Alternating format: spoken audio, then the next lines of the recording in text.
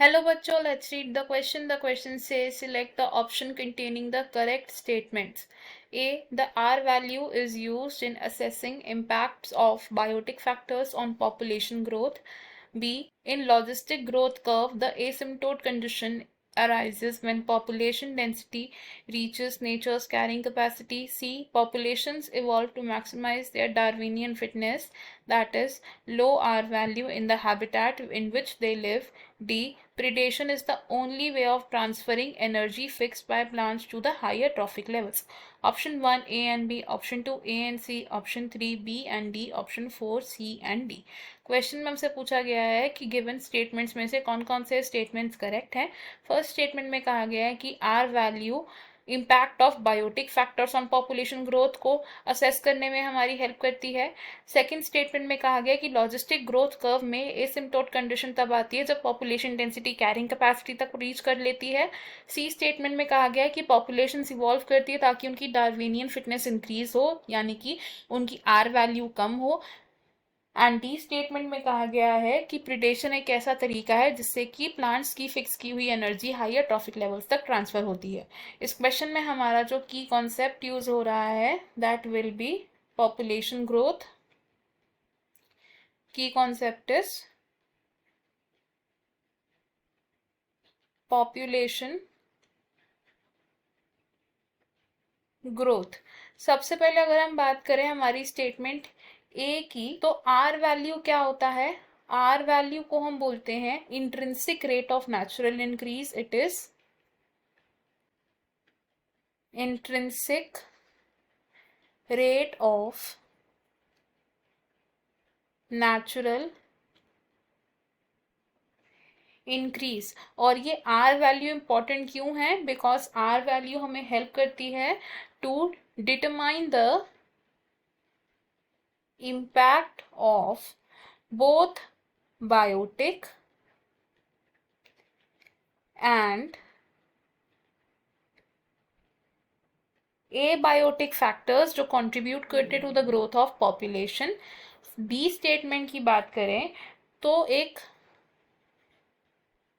Logistic growth में क्या होता है, रिसोर्सेज लिमिटेड होते हैं। एंड एक पॉपुलेशन की ग्रोथ कैसे होती है? इनिशियली क्या आता है, एक लैग फेज आता है, देन एसेलरेटेड फेज आता है, उसके बाद डेसेलरेटेड फेज आता है, एंड उसके बाद आता है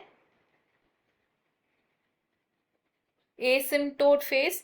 एसिम्टोट फेज क्या होता है? ये वो पॉइंट होता है जब पॉपुलेशन का साइज रीच करता है to the carrying capacity. Population size reaches carrying capacity, यानी कि वो पॉइंट जहां पर resources maximum number of individuals को सपोर्ट कर सकते हैं। सी स्टेटमेंट की अगर हम बात करें तो अलग अलग पॉपुलेशंस का मेन मोटिव क्या होता है? इवॉल्व होना, ताकि वो अपनी रिप्रोडक्टिव फिटनेस को मैक्सिमाइज कर सके। दे इवॉल्व किस लिए? To maximise the reproductive fitness. और रिप्रोडक्टिव फिटनेस को हम और क्या बोलते हैं? It is called the Darwinian fitness. Darwinian fitness. और डार्विनियन फिटनेस कब ज्यादा होगी? जब आर वैल्यू कैसी होगी? It will be higher in the habitat जहां पर ऑर्गेनिजम्स रह रहे हैं।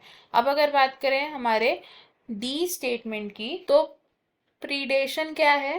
प्रीडेशन एक ऐसा पॉपुलेशन इंटरैक्शन है जिसमें प्रीडेटर अपना न्यूट्रिशन डिराइव करता है प्रे से। प्रीडेशन को हम क्या बोल सकते हैं? ये एक नेचर्स वे है, यानी कि एक नेचुरल तरीका है जिससे एनर्जी का ट्रांसफर हो रहा है from one trophic level to another trophic level, in which energy is transferred to higher